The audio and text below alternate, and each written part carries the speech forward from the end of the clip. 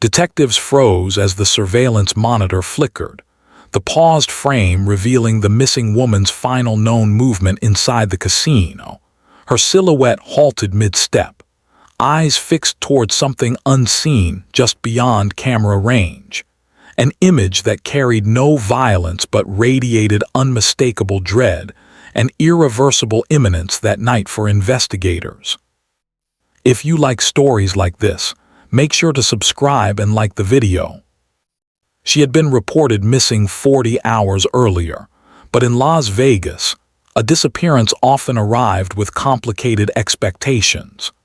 Young tourists vanished briefly in pursuit of nightlife, winnings, or anonymity, and the city had learned to delay panic. Yet the case of 22-year-old accounting student and weekend blackjack enthusiast, Marissa Clay, resisted any simple explanation.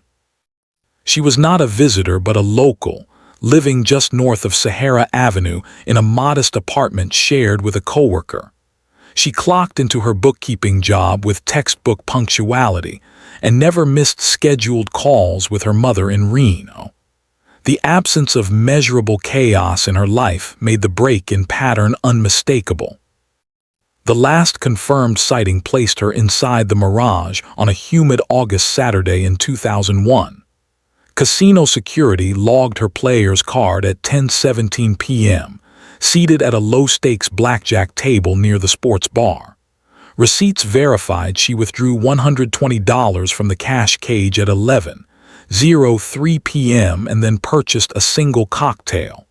After that, the timeline lost equilibrium. Friends claimed she intended to leave by midnight, yet her car remained undisturbed in Self Park, and no taxi logs included her name or departure window. The surveillance archives, preserved on magnetic tape and digital backup, became the critical lens through which investigators attempted to reassemble her final movements. Las Vegas Metropolitan Police Department detectives initiated a missing person protocol by day 3, elevating it to potential foul play by day 7. The desert heat removed any illusion of indefinite survival, while days without financial activity, medical contact, or employment attendance reduced optimistic narratives. Flyers spread down the strip, taped to bus stations, casino lobbies, and convenience stores along Tropicana. Local channels highlighted her photograph, the cautious smile of someone whose world lacked complication or enemies, and yet almost instantly, rumors filled the white spaces left by verified facts. The surveillance team's review of the casino's camera grid revealed Marissa on 3 angles between 11:18 p.m. and 11:41 p.m., moving through bright gaming floors to quieter corridors. She never appeared intoxicated or disoriented, only purposeful. The critical tape, the frame frozen earlier by detectives, captured her at the junction of the hotel tower elevator bank. She stared not toward the elevator itself but slightly past it, toward a blind spot in camera coverage. Casinos in 2001 already maintained substantial digital oversight, but certain architectural angles, upholstery columns, and mirrored sections still concealed movement. That single moment, her fixed gaze, suggested interaction with an unrecorded presence. The initial investigative sweep focused on employees scheduled during her window of disappearance: bartenders, dealers, pit bosses, security personnel.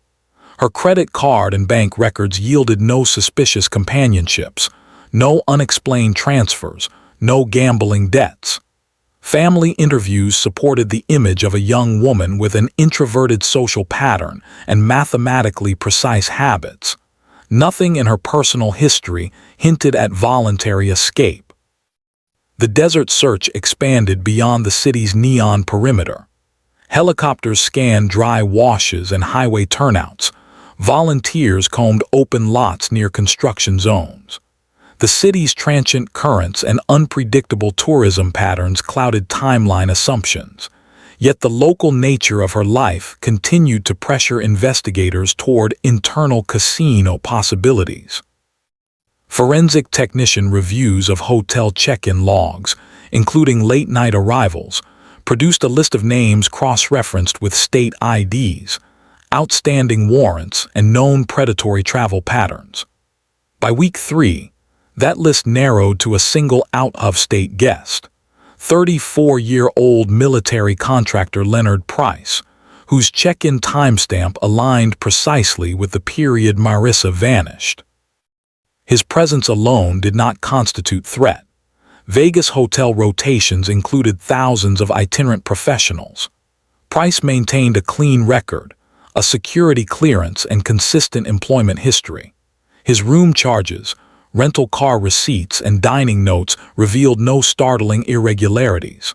What complicated his classification was an untagged corridor appearance captured on an auxiliary camera at 11:43 p.m., just 2 minutes after Marissa's final confirmed image. He exited the elevator level wearing a neutral expression, avoiding staff, and pushing a small rolling suitcase not recorded in his earlier arrival. Investigators examined the footage repeatedly. The suitcase's model matched his initial luggage set, but hotel bell staff insisted he checked in with only one bag. The grainy analog record made weight and contents impossible to estimate, yet the timing aligned uncomfortably with Marissa's disappearance. Detectives requested access to his military contracting schedule and travel manifests. His company responded with minimalism, providing only confirmation of a training conference and clearance status. No criminal indicators surfaced. The case cooled by winter. National focus soon shifted under the shadow of September's events, and Las Vegas news cycles reduced coverage. Marissa's family returned to Reno, holding memorial services absent remains or legal closure. The desert offered an expansive silence, and the investigation moved into the archival stage. Boxes sealed, tapes logged, interviews transcribed. 2 years later, in 2003, the case returned without warning. An unrelated audit of casino security systems for insurance purposes required digitization of older tapes, including the August 2001 weekend. The technician performing the transfer recognized a small but crucial flaw. The camera directed toward the elevator bank had been misdated by several minutes due to a timing glitch after a power surge earlier that year. When corrected digitally, the revised timeline shifted Marissa's final image to 11:45 p.m., not 11:41. That meant Price's corridor appearance occurred before she reached the elevator, not after. The resequencing reframed suspicion. He could not have intercepted or accompanied her in that window as previously theorized. Detectives reopened the case with updated timestamps and renewed forensic access. A more modern video enhancement system refined her final expression. The dread noted earlier, though subtle, did not indicate recognition of a companion, but rather hesitation at movement emerging from the elevator itself. Someone stepped out, partially obscured by reflective paneling. The individual wore a maintenance badge. Maintenance rosters from that date identified a staff electrician, temporary hire, operating under the name Gary Wilton. The employment file traced to a P.O. box in Henderson and a disconnected phone number. His social security information belonged to an entirely different individual who died in 1993. A background sweep revealed identity fabrication and employment history spanning multiple states with short-term hotel and casino assignments. Detectives obtained a broader warrant and contacted states tied to his alias history. California returned a previous ID photograph matching the maintenance worker on tape. His actual name surfaced: Gerald Niles, 38 at the time, a transient technician with a civil harassment complaint filed in Phoenix, though dismissed before hearing. The digital enhancement finally confirmed it. The partial reflection of the badge and embroidered patch matched the falsified employment profile. With identity clarified, investigators re-examined hotel logs, specifically key card access. Maintenance staff utilized master keys. Niles' access logs revealed two anomalies: unauthorized entries into vacant suites on the same floor as Marissa's last recorded position, one at 10:54 p.m. and another at 11:46. The second entry occurred minutes after her disappearance from visual record. Search warrants executed in 2004 on Niles' storage rental in California uncovered uniforms, master key replicas, and casino employment IDs from multiple states. Among archived items, detectives located an external hard drive containing surveillance screenshots from casinos across Nevada and Arizona, cataloged anonymously. Though none displayed Marissa explicitly, metadata confirmed the Mirage weekend among them, indicating premeditated environmental study. But the defining breakthrough arrived from DNA. A vacuum-sealed evidence envelope in the original case file had preserved a solitary strand of hair recovered from an elevator panel, overlooked initially due to uncertainty of origin. Modern mitochondrial sequencing linked it directly to Niles via a close familial DNA match stored in a distant relative's genealogy profile. Niles, now residenced under a different surname in Oregon, was arrested without incident in 2005. He declined interviews. The prosecution assembled a circumstantial but conclusive case: falsified identity, unauthorized floor access, digital surveillance collection, and DNA correspondence. During trial, experts reconstructed a calculated pattern of targeting solitary female casino patrons in transition spaces unprotected by camera continuity.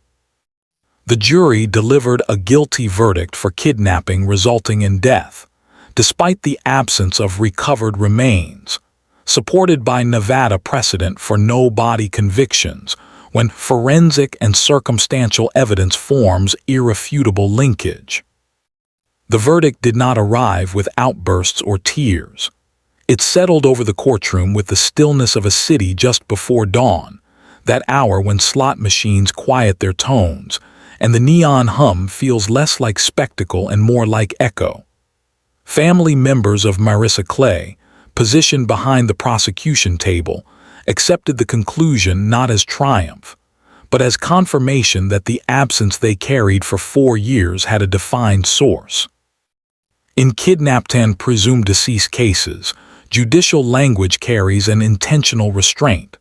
The court described her death not as seen, not as recovered, but as the only logical outcome supported by recorded movement, identity fraud, access manipulation, and the documented predatory patterns collected in Niles' storage unit. The judge read the sentence with practiced austerity: life without parole. Clark County media moved quickly in the case's wake, reviving archived segments from the summer of 2001. The absence of remains posed a challenge for broadcast framing. True crime coverage often prefers tangible endpoints, recoveries, funerals, memorial sites. Instead, reporters emphasized the subtlety of casino surveillance methods, the global influence of Las Vegas security protocols, and the investigative persistence required to dismantle a false identity woven across multiple states. Interviews with Mirage security personnel, retired by then, revealed the collective guilt felt by an industry engineered to see everything yet occasionally blinded by angles, reflective surfaces, and architectural blind corridors. In the days following sentencing, the defense released a brief statement asserting Niles' continued claim of innocence, and his position that his employment history was irregular but not criminally linked to Clay's disappearance. The statement did not alter public understanding. Jury analysis, DNA confirmation, and the timeline reconstruction left negligible space for alternate narratives. If motive existed beyond opportunistic predation, it remained sealed by Niles' silence. The case became one of the few Nevada no-body convictions upheld without appeal reversal, a precedent studied by state law departments and reviewed in legal journals for its meticulous evidentiary chain. Las Vegas Metropolitan Police closed the Clay file with final procedural language, noting that the investigation could not recover remains but concluded cause within legal certainty. Throughout 2006, new regulations emerged across Strip properties, requiring extended surveillance coverage at elevator junctions, employee-only corridors, and transitional casino-to-hotel thresholds. Maintenance staff credentialing tightened within months, requiring real Social Security verification and third-party employment history audits. The Nevada Gaming Commission applied additional compliance codes for key card access logs, specifically those tied to staff with broad mobility within hotel towers. Such measures did not erase the original breach, but they formed structural responses intended to neutralize replication. The Mirage floor, where the final confirmed image had been captured, underwent redesign by early 2007. The upholstered pillars responsible for partial visual obstruction were replaced with transparent structural supports.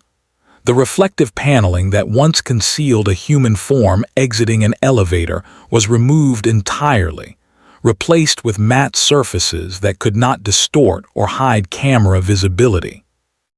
Architects, casino security heads, and surveillance operations specialists collaborated in a redesigned strategic map of coverage that reduced any remaining opaque angles within guest transition zones. Marissa's former coworkers in accounting organized an annual memorial scholarship through the University of Nevada, supporting students entering forensic auditing programs. The memorial was not publicized in major outlets. It remained a local acknowledgement, one that matched the quiet precision she exercised in her professional life. In Reno, her mother and brother finalized a commemorative garden along a residential slope overlooking the Truckee River. It held no marker of death, only her birth name, the date she entered the world, and a simple inscription indicating a life interrupted but accounted for. The casino archived tapes, once stacked in climate-controlled rooms with miles of magnetic film, transitioned to digitized, encrypted storage. The Clay footage became training material not for public release, but for internal instruction in surveillance risk detection, demonstrating how a single silent frame could hold narrative weight equivalent to hours of recorded movement. The defining image, her stillness, her line of sight toward an unseen emergence, remains preserved in high-resolution digital clarity, retained by law enforcement and select Gaming Commission archives only. Niles, transferred to Ely State Prison due to classification level, maintained an uneventful incarceration profile. No known correspondence, no interviews, no memoir attempts, no cooperation with cold case units tracking his previous employment trail.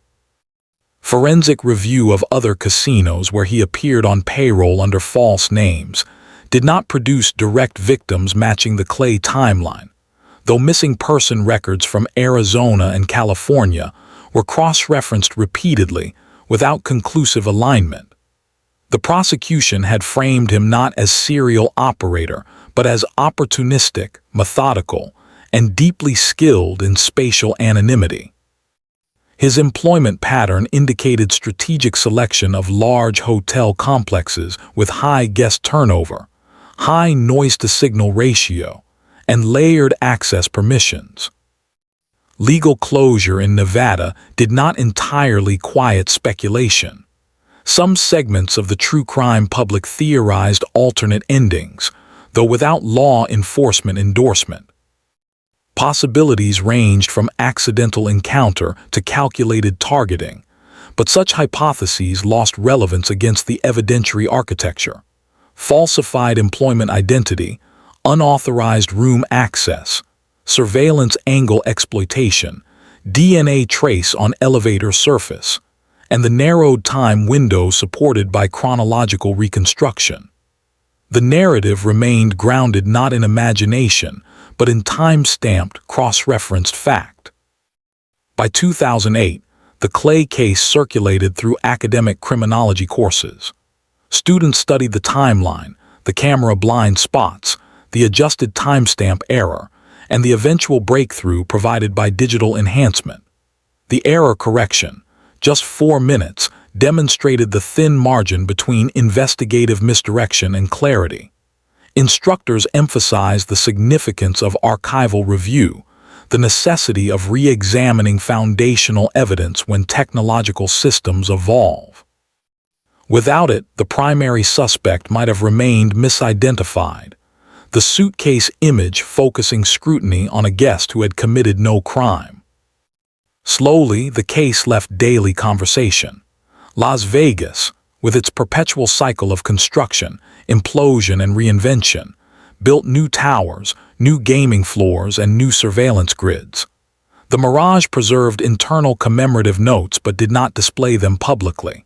Security teams rotated, management shifted, and only the compliance changes and tightened hearing protocols remained as lasting structural evidence of that August weekend. Weathered flyers, once taped across convenience store doors in the summer heat, faded into memory. Years later, residents who lived through that media cycle could still recall her face, young, composed, clear-eyed, but the urgency receded. In true crime chronology, resolved cases often fall quiet not in disrespect, but in acknowledgement that the legal system reached its conclusion. Closure, however incomplete in emotional terms, stood. Law enforcement analysts later remarked that the Clay case altered surveillance philosophy on the Strip more profoundly than any technological invention. It demonstrated that cameras alone do not secure a space. Only interpretation, re-evaluation, and continuous forensic curiosity can maintain truth. The silent frame freeze, the initial image that marked the turning point, captured not horror but recognition. A person aware, in real time, that her trajectory had intersected with someone operating beyond recorded sight. Next 1,500 words right arrow final legal aftermath, quiet decades later, and concluding reflection. The passing of years did not erase the Clay case from institutional memory, even as public awareness receded into the background rhythms of Las Vegas expansion. Within police training seminars, her file became an enduring example of a disappearance solved not through dramatic revelation, but through incremental recalibration of detail, especially the corrected timestamp that transformed a static image into a definitive indicator of sequence. Younger detectives entering the force encountered her story not as tragedy but as procedural blueprint. That a silent hallway, a reflective panel, and a 4-minute discrepancy could represent the entire hinge upon which justice eventually turned. Although the Mirage remodeled its interior, the precise elevator junction where Marissa last appeared remained preserved digitally, copied onto secure law enforcement servers, protected by tiered encryption, and viewed only under instructional clearance. The image remained still, but the layers around it, improved software, digitized archives, new surveillance training, continued to evolve. In the absence of sensational elements often associated with casino area crime, the case endured primarily through its methodical unraveling. The city, often mythologized for spectacle, retained this memory as a study in the limitations of observation and the necessity of forensic patience. Marissa's family continued to maintain the Truckee River Garden, adding seasonal plants but leaving the original inscription unchanged. No annual ceremonies, no press interviews, no attempts at public documentary production emerged. Their approach reflected a quiet alignment with the tone of the case itself, factual, contained, and free of narrative embellishment. Each year, the university scholarship named in her honor recorded recipients who never knew her personally, yet understood the financial support as part of a legacy defined not by disappearance, but by the eventual precision of legal process that validated her memory through structured evidence. Investigators who had retired by the time the conviction was finalized occasionally participated in academic panels on cold case recovery, presenting the Clay investigation alongside others where archival media provided eventual resolution. They described the moment of rediscovery not as cinematic breakthrough, but as administrative necessity. Old footage scheduled for transfer, reviewed for insurance compliance rather than criminal intent, and subsequently revealing a misalignment that restructured the entire timeline. The case reinforced the principle that cold storage does not imply case death. Evidence preserved without expectation can still generate outcome decades later. In Ely State Prison, Niles' conduct remained stable, defined by silence. That absence of confession denied psychological closure but did not undermine evidentiary certainty. Correctional officers reported no disciplinary issues, no agitation, no recorded emotional spikes around anniversaries or parole hearings he would never receive. His existence receded into administrative routine, a name on rotation sheets, a cell assignment, a life defined by restriction rather than narrative.